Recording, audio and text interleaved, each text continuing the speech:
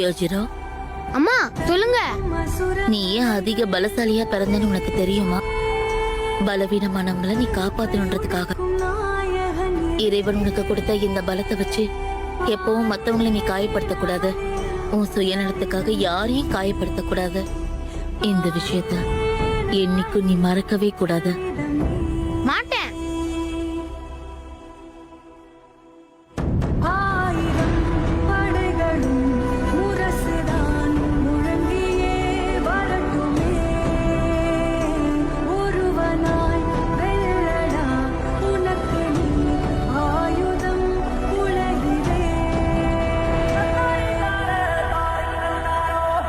அம்மா,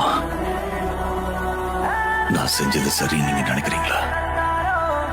நீ என்ன பெருமைப்படுத்திட்ட கண்ணா.